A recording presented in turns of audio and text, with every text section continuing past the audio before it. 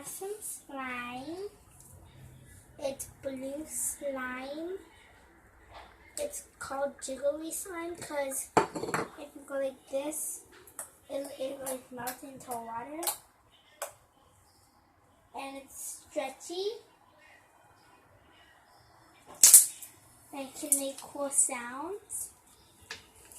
And I made it with some glue like this.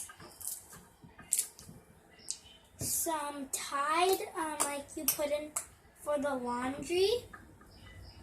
And then I put in a little bit of water. So yeah.